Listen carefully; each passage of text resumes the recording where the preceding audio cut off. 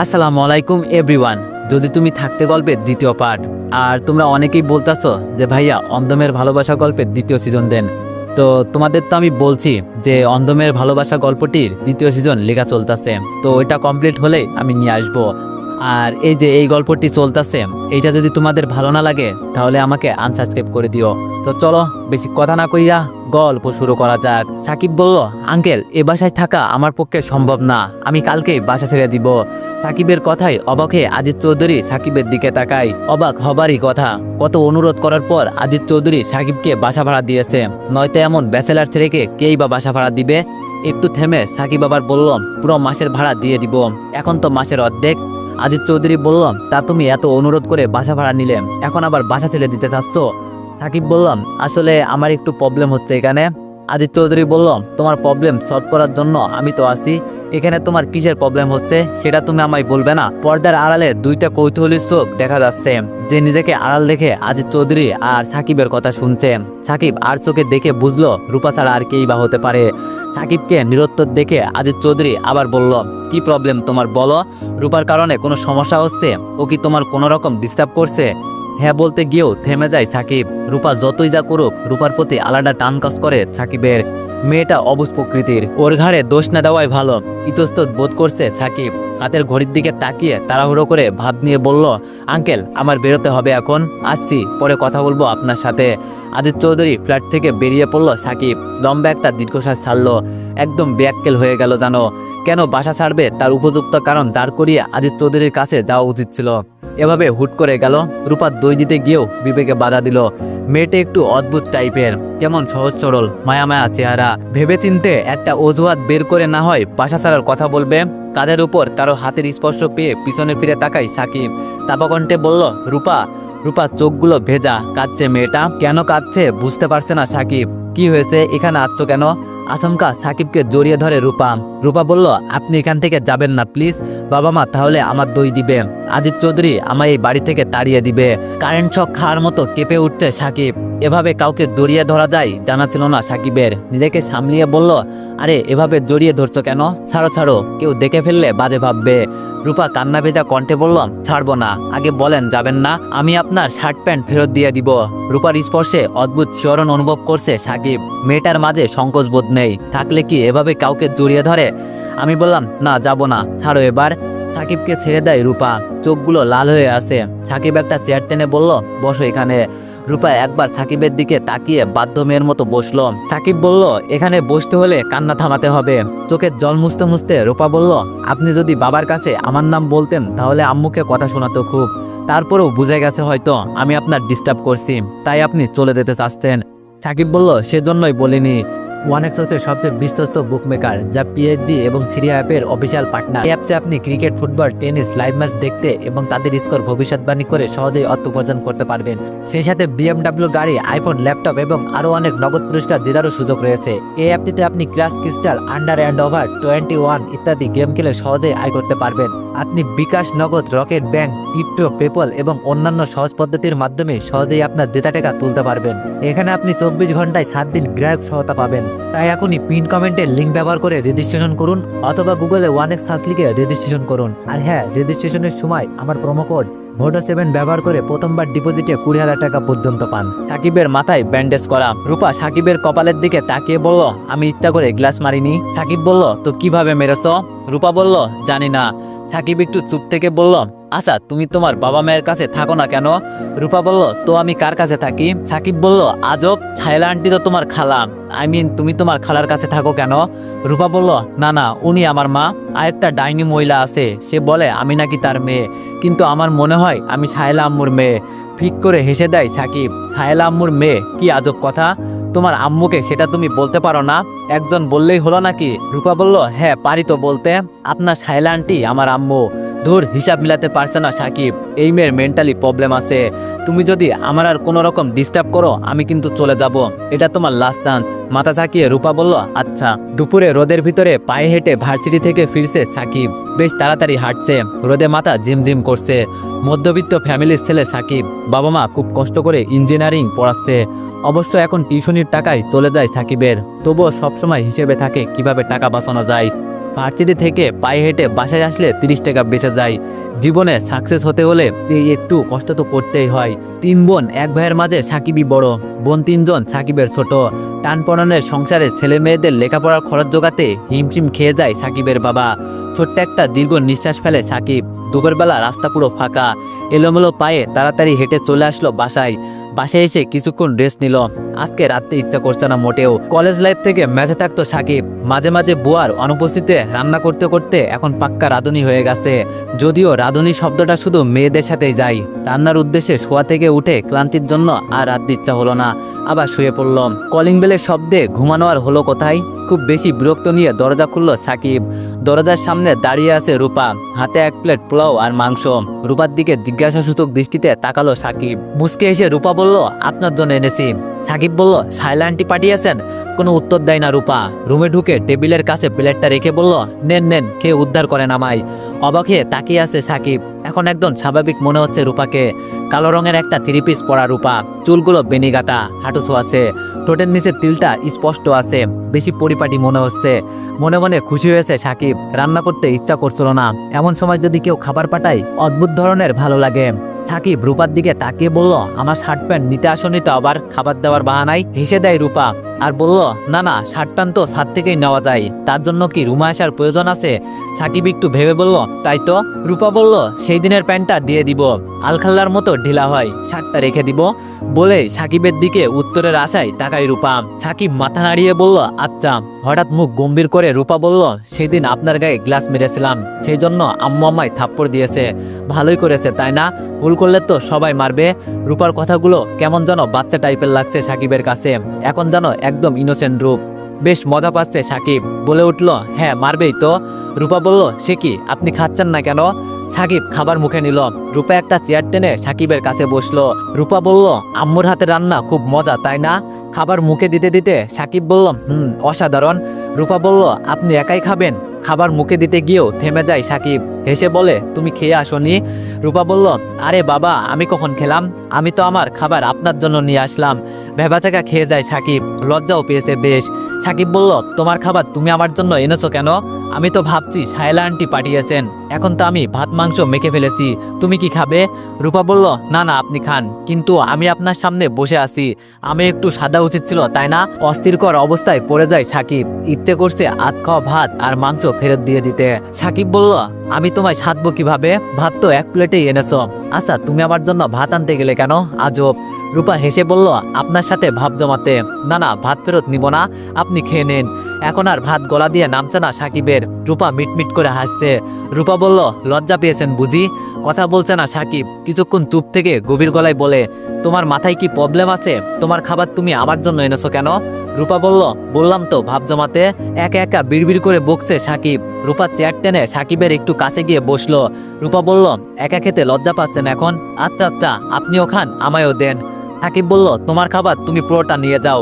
রূপা হা করে বলল, দেন, খাইয়ে দেন। নিঃসংকোচে আবেদন। রীতিমতো অবাক হয়ে যায় সাকিব। এভাবে অপরিচিত একজন মানুষের সাথে এমন বিয়ে কিভাবে করা যায় ভেবে পায় না সাকিব। না, রূপার এসব পাগলামি কোনো চা পাওয়া খুঁজে লাভ নেই। বড্ড বাচ্চা টাইপের মেয়েটা, খামখাইলের বশত করছে এইসব। সাকিবকে নিরুত্তর দেখে রূপা আবার বলল, কি হলো, দিচ্ছেন না কেন? সাকিব বলল, তুমি বাসায় যেয়ে খেয়ে নিও। চোখ লাল করে রূপা বলে, কেউ যদি আমার কথা না শুনে তাহলে আমার মাথা ব্যথা করে, কাঁদতে ইচ্ছা হয়। আপনি কি চান আমি পাগলামি করি? সাকিব বলল, কি ধরনের ব্ল্যাকমেল এইগুলো? সাকিব এবার রেগে গিয়ে বলল, তোমার খাবার তুমি নিয়ে যাও, দেন বাসায় গিয়ে পাগলামি করো। মুখ গম্ভীর করে ফেলে রূপা। চোখ চলচল করছে, আর একটু হলেই কেঁদে দিবে। রূপা বলল, আমার মুখে কি ময়লা আছে? খাইয়ে দিলে কি পাপ হবে? সাকিব বলল, দেখো রূপা, তুমি বাচ্চা মেয়ে, তুমি এইসব বুঝবে না। আমার রুমে তোমায় কেউ দেখলে বাজে বলবে, প্লিজ তুমি যাও। চেঁচিয়ে ওঠে রূপা, যাব না আমি। চেয়ার ধরে শক্ত করে বসে, কেউ যেন রুম থেকে বের করতে না পারে। সাকিব বলল, রূপা, তুমি ভালো ব্রেনের ডাক্তার দেখাও। রূপা বলল, ব্রেন কি? কথা বলে না সাকিব, এলিয়েন মনে হচ্ছে রূপাকে। রূপা বলল, আপনি যদি আমায় খাইয়ে না দেন তাহলে আমি কাঁদবো, চিৎকার করব। মেজাজ খারাপ হচ্ছে সাকিবের। সাকিব বলল, এই পাগল পেয়েছো তুমি আমায়? বের হও আমার রুম থেকে। সাকিব রূপার হাত ধরে বের করে দিতে চাইলে চেয়ারের হাতল ধরে আরো শক্ত করে বসে থাকে রূপা। এমন পাগলামি মানুষ করে? হুপিয়ে কেঁদে দেয় রূপা। বাচ্চাদের মতো ঠোঁট বাঁকা করে কাঁদছে। সাকিব মহা বিপদে পড়েছে জানো, এমন বিপদে আল্লাহ যেন কাউকে না ফেলে। সাকিব চরম বিরক্ত নিয়ে বলল, হা করো, খাইয়ে দিচ্ছি। চোখের পানি মুছে রূপা হেসে বলল, এভাবে বললে খাবো না, মিষ্টি করে বলেন। সাকিব রাগ চেপে বলল, রূপা শয়তান বেডি, খেয়ে উদ্ধার করো আমায়। উচ্চস্বরে হেসে দেয় রূপা, আস্তে আস্তে বলে, বেডি কি? সাকিব কোনো কথা বলে না। প্লেটে বাদবাকি পোলাও রূপাকে খাইয়ে দিয়ে প্লেটটা রূপার হাতে ধরিয়ে দিয়ে বলল, আর কখনো আমার রুমের ধারে কাছে আসবে না। ভেঙচি কেটে রূপা বলল, সে পরে দেখা যাবে। ইস, ভাব জমাতে আসছে উনি, বদের হাড্ডি। রূপার বিষয়টা একটু একটু ভাবাসতে সাকিবকে, রূপা এমন অদ্ভুত কেন? রূপাকে রুম থেকে বের করে দিয়ে বারান্দায় গিয়ে দাঁড়ালো সাকিব। রূপার বিষয়টা সাকিবকে ভাবাচ্ছে খুব। মেয়েটার সাথে যতই খারাপ বিহেভ করুক কখনো রাগ করবে না, নাকি রাগ অভিমানও বোঝে না রূপা, কি জানি। হাতে প্লেট নিয়ে বাসায় ঢুকতেই সাহেলা বেগম বলল, ভাত নিয়ে তুমি কোথায় গিয়েছিলে রূপা? সামনে পা বাড়াতে গিয়েও থমকে দাঁড়ালো রূপা, হাসি মাখা মুখে বলল, আরে ওই বাসায় একটা ভাবলা ক্লান্ত আছে না, যার মাথা ফাটিয়ে দিয়েছিলাম। এই পর্যন্ত বলে আবার উচ্চ শব্দে হেসে ওঠে রূপা। রূপার কারণ ছাড়া হাসিতে বেশ বিরক্ত হয় সাহেলা বেগম। রাগী গলায় বলল, আবার কি করেছো তুমি সাকিবের সাথে? উত্তর না দিয়ে সোফার উপর 2 পা তুলে দারুণ ভঙ্গি নিয়ে বসলো রূপা। রূপা বলল, আরে কি আর করব, উনার সাথে ভাব জমাতে উনার বাসায় গিয়েছিলাম খাবার নিয়ে, কিন্তু আম্মু উনি একদম সুবিধার না। ভুরু কুচকে সাহেলা বেগম বলল, সুবিধার না মানে? আবার হেসে ওঠে রূপা। রূপা বলল, উনার রুমে একটু গিয়েছিলাম, তা বলে মানুষ দেখলে বাজে বলবে, আর কখনো আমার রুমে আসবে না, ব্লা ব্লা ব্লা। সাহেলা বেগম বলল, সাকিব সুবিধার বলে এইসব বলেছে, এইসব কথার মানে তুমি বুঝবে না। একটু থেমে গম্ভীর হয়ে যায় সাহেলা বেগম বলল, রূপা তুমি কিন্তু আমার কথা শুনছো না, আর আমার কথা না শুনলে আমি কিন্তু তোমার বাবা মায়ের কাছে তোমায় দিয়ে আসবো, তখন আর এমন করতে পারবে না। মা বাবার কথা শুনে মুখ ফ্যাকাশে হয়ে যায় রূপার। রূপা বলল, কতদিন না বলছি উনারা আমার মা বাবা হয় না, আমায় তো তুমি মারো না, উনারা আমার মারে, উনারা আমার মা বাবা হয় কিভাবে? রুম থেকে ডাক দেয় আদিত চৌধুরী।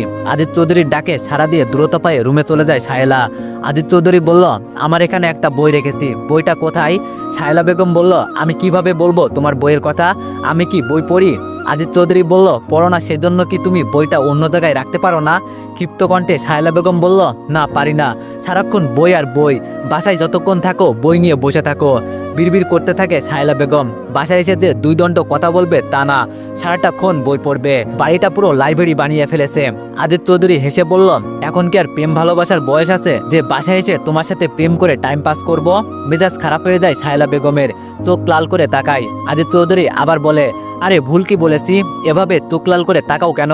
সাহেলা বেগম কোনো উত্তর দেয় না। বইটা খুঁজে পেয়ে ছুঁড়ে মারে আদিত চৌধুরীর দিকে, হাত দিয়ে আচমকা বইটা ধরে ফেলে আদিত চৌধুরী। আদিত চৌধুরী বলল, এত ভারী বইটা যদি আমার মাথার উপর পড়তো তাহলে কি আমি বাঁচতাম? সাহেলা বেগম বলল, যে বই গুছিয়ে রাখতে পারে না তার বই না পড়াই ভালো। আদিত চৌধুরী বলল, আহা সাহেলা, তুমি একজন সাইক্রিটিস্ট, তোমার মাথায় যদি এত গরম থাকে রোগীদের অবস্থা কি হবে? সাহেলা বেগম বলল, এইসব নিয়ে তোমার ভাবতে হবে না। এই বলে রুম থেকে বেরিয়ে যায় সাহেলা বেগম।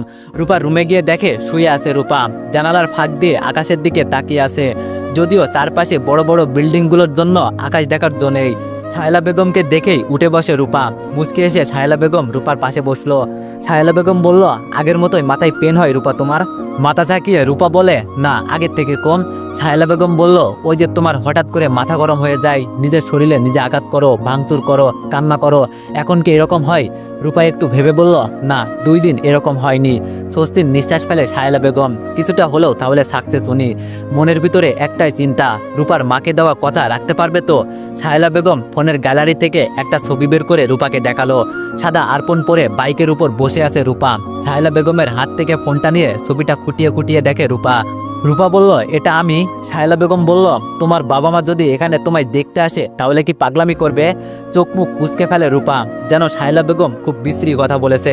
রূপা বলল, উফ, উনাদের আমার সহ্য হয় না, বোঝো না কেন তুমি ব্যাপারটা, উনারা আমায় কত মেরেছে, বলে কেঁদে দেয় রূপা। সাহেলা বেগম বলল, ভালো হয়ে চললে কেউ মারবে না। রূপা শক্ত গলায় বলল, উনারা যেন এখানে না আসে, ভালো হবে না কিন্তু। হতাশ হয়ে যায় সাহেলা বেগম। সাহেলা বেগম বলল, উনারা তোমার বাবা মা, উনাদের কি তোমায় দেখতে ইচ্ছা করে না? সাহেলা বেগমের আরেকটু কাছে ঘেঁষে বসে রূপা বলল, না তুমি আমার আম্মু। সাহেলা বেগম রূপাকে সব কথাটা শোনাতে পারলেও এই কথাটা কিছুতেই শোনাতে পারছে না। ভুল কিছু রূপার মা বাবারও আছে, উনাদের রূপাকে বোঝা উচিত ছিল। এই ব্যাপারে আর কিছু বলে না সাহেলা বেগম। ছায়লা বেগম বলল, তোমার ঘুমের টাইম হয়ে গেছে, তুমি ঘুমিয়ে যাও, ছাদে যাবে না কিন্তু। আমার কথা না শুনলে আমার থেকে খারাপ আর কেউ হবে না। চুপচাপ শুয়ে পড়লো রূপা। অনেকক্ষণ ঘুমের ভান করে শুয়ে রইল। ঘুম আসতে না, পা টিপে টিপে ছাদে গেল। এই টাইমে ছাদে গেলে সাকিবের দেখা মিলে। ছাদে গিয়ে হতাশ হয়ে গেল রূপা, মনটাও খারাপ হয়ে গেল। সাকিব ছাদে নেই। রূপা সাকিবের দরজার কাছে গিয়ে দেখলো দরজায় তালা ঝুলানো, জানালাও বন্ধ। উনি কি এই বাসা ছেড়ে চলে গেছে? ছাদে গিয়ে দেখলো শুধু একটা শার্ট শুকাতে দেওয়া। সাকিব ছাড়া আর কার শার্ট হবে এটা? আজকে আর শার্টটা নেয়নি রূপা। ব্লেড দিয়ে শার্টের একটা হাতা কেটে ফেললো। তারপর দ্রুত পায়ে ছাদ থেকে নেমে গেল। রুমে গিয়ে শার্টের হাতাটা নিয়ে আপন মনে হাসছে। মজার তো ব্যাপার, এক হাতা আছে আর এক হাতা নেই। একা একা খিলখিলিয়ে হেসে উঠল রূপা। সাকিব হয়তো কোথাও গেছে, বাসা ছেড়ে গেলে কি শার্ট রেখে যেত? একটু পর ছাদে চেঁচামেচি শোনা গেল। পাশের বাসায় আন্টি চিল্লাচ্ছে, তার হাজবেন্ডের নতুন শার্টের হাতা পাচ্ছে না। এগুলো কেমন অসভ্যতামি! কান খাড়া করে সবটা শুনছে রূপা, ভয়ে চুপতে গেল। যদি কোনোভাবে জেনে যায়। চুপচাপ ঘুমের ভান করে শুয়ে রইল। চেঁচামেচি শুনে ছাদে গেল ছায়লা বেগম। ছায়লা বেগমকে ছাদে দেখেই শার্টটা ওনাকে দেখিয়ে বলল, দেখেন খালা, কালকে শার্টটা কিনে এনেছে, ইজি ব্র্যান্ডের 3000 টাকার শার্টটার মূল্য। কথা শুনে বোঝা যাচ্ছে শার্টের মালিক অনেক রেগে আছে। রূপা কি এমনটা করেছে না জেনে কিছুই বলা যাচ্ছে না। ছায়লা বেগম দ্রুত পায়ে রূপার রুমে আসলো। এসে দেখলো রূপা ঘুমাচ্ছে। কয়েকবার ডাক দিল রূপাকে, কোনো সাড়া নেই। ছায়লা বেগম নিশ্চিত হলো রূপা এসব করেনি তাহলে। ছায়লা বেগম চলে যাওয়ার পরেই উঠে বসে রূপা। হাঁপ ছেড়ে বাঁচলো। শার্টের হাতাটা দ্রুত লুকিয়ে ফেললো, কিন্তু মন ভীষণ খারাপ হয়ে গেল। সাকিবের রুমের দরজায় তালা ঝোলানো, জামা কাপড়ও ছাদে রোদে দেয়নি। তবে কি সত্যি চলে গেল সাকিব? সাকিবের কথা ভাবতে ভাবতে ঘুমিয়ে যায় রূপা। হঠাৎ ঘুম ভেঙে যায়। ঘুটঘুটে অন্ধকার চারিদিক। সেই বিকেলে ঘুমিয়েছে, এখন রাত 1:30 বাজে। আস্তে আস্তে বিছানা থেকে নেমে লাইট অন করে রূপা। মাঝরাতে ঘুম ভাঙলে আর ঘুম হয় না। জানালার পর্দা সরিয়ে বাইরে তাকায় রূপা। পূর্ণিমার রাত বোধহয়। অনেকক্ষণ চেয়ারে বসে থেকে বের হয় রূপা। আচমকা মনে পড়ে সাকিবের কথা। উনি কি এখনো ফেরেনি বাসায়? রূপা এক মুহূর্ত দেরি না করে চলে যায় সাকিবের রুমের কাছে। অদ্ভুত থমথমে পরিবেশ, চারিদিকে কোনো কোলাহল নেই। দরজার সামনে এখন আর তালা ঝোলানো নেই। তার মানে সাকিব বাসায় ফিরেছে। ঠোঁটের কোণে হাসি ফোটে রূপার। কেউ যদি এখন সজাগ হয়ে যায়, নিশ্চিত চোর ভেবে গণধোলাই দিবে। সাকিবের খাটটা রুমের দেয়াল ঘেঁষে। খাট বরাবর 2টা জানালা রয়েছে। জানালা দুটো খোলা। রুমের ভিতর কিছুই দেখা যাচ্ছে না অন্ধকারের জন্য।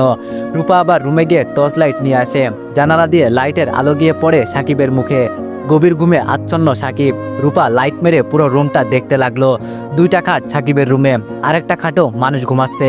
সাকিব তো একা এখানে থাকে, তাহলে ওই খাটে কে? রূপা ভালো করে লাইট মেরে দেখলো 2জন মানুষ ঘুমাচ্ছে অন্য খাটে। একটু বয়স্ক, সাকিবের মা বাবা হতে পারে। ওই দিকে আর মনোযোগ দেয় না রূপা। জানালার ফাঁক দিয়ে সাকিবের চুল টান দেয়। ঘুম ভাঙছে না সাকিবের। লাইটটা মারলো সাকিবের চোখের দিকে, যাতে আলো একদম চোখ বরাবর পড়ে। লাইটের আলো চোখ পড়তে চোখ মুখ কুঁচকে ফেলে সাকিব। রূপা বারবার লাইট মারছে। রূপা এবার জোরে চুল ধরে ঝাঁকি দেয়। হকচকিয়ে উঠে বসে সাকিব। হঠাৎ ঘুম ভাঙার ফলে কিছুই বুঝতে পারছে না। তবে কি হচ্ছে ব্যাপারটা বোঝার চেষ্টা করছে। লাইট অফ করে জানালার কপাটের আড়ালে চুপচাপ চোরের মতো দাঁড়িয়ে আছে রূপা। সাকিবের মনে হলো কেউ জানালা দিয়ে চুল টান দিয়েছে, কিন্তু না, জানালার কাছে তো কেউ নেই। স্বপ্ন দেখছিল বোধহয়। এইভাবে আবার শুয়ে পড়ে সাকিব। সাকিব শুয়ে পড়ার সাথে সাথে রূপা কণ্ঠটা একটু মোটা করে বলে, আমি ভূত। ইঞ্জিনিয়ারিং পড়া ছেলে সাকিব, ভূত পেতনির ভয় পাবে কেন? ভূত কি জানালা দিয়ে চুল টান দিবে? ভয় পাচ্ছে না সাকিব, বরঞ্চ বিরক্ত হচ্ছে। এত রাতে ঘুমের ডিস্টার্ব হচ্ছে তাই। শোয়া থেকে উঠে লাইট অন করে সাকিব। রূপা আবার যথারীতি কপাটের আড়ালে দাঁড়িয়ে পড়ল। সাকিব ভয় পেয়েছে এই ভেবে খুশি হচ্ছে খুব। দ্রুত পায়ে জানালার কাছে গেল। প্রথমে নজরে এলো কারো পা, যে জানালার কপাটের আড়ালে দাঁড়িয়ে আছে। তবে পা দুটো মেয়ে মানুষের, তাই স্পষ্ট বুঝতে পারছে মেয়ে মানুষ কি ভূত হয়? মেয়েরা তো পেতনি হয়। সাকিব বেশ অবাক হচ্ছে। এত রাতে কোন মেয়ে এভাবে চুল টেনে বাচ্চাদের মতো ভূত বলে ভয় দেখাতে পারে? জানা ছিল না। রাত প্রায় 2টা। কোনো মেয়ে একটা ছেলের রুমের কাছে আসছে লুকোচুরি খেলতে। অবাক করা কাণ্ড। সাকিব 1 পা 2 পা করে সামনে আগালো। হাঁটু অব্দি চুলালো মেয়ে। ফেস না দেখা গেলেও চুল দেখা যাচ্ছে। সাকিব আর বুঝতে বাকি রইল না যে কে হতে পারে। আজকে সাকিবের মা বাবা এসেছে গ্রাম থেকে, তাই বেশি চেঁচামেচি করা যাবে না। এত রাতে 2জন ছেলে মেয়েকে একসাথে দেখলে কিছু না ঘটলেও অনেক কিছু রটবে। সাকিব চাপা কণ্ঠে বলল, রূপা এত রাতে এখানে কেন তুমি? মোটা কণ্ঠে রূপা বলল, আমি রূপা না, আমি ভূত। হাসি পাচ্ছে সাকিবের। রূপার যত দেখছে ওর কর্মকাণ্ড তত অবাক হচ্ছে। সাকিব বলল, বুঝছি তুমি ভূত। ছায়লা আন্টি ভূত বশ করতে পারে। ছায়লা আন্টিকে ডাকবো নাকি আঙ্কেলকে ডাকবো? লাফিয়ে জানালার আড়াল থেকে বের হয় রূপা। হাতে সেই লাইটটা নিয়ে জড়সড়ো হয়ে সাকিবের সামনে দাঁড়ায়। রূপা বলল, না না, কাউকে ডাকবেন না প্লিজ।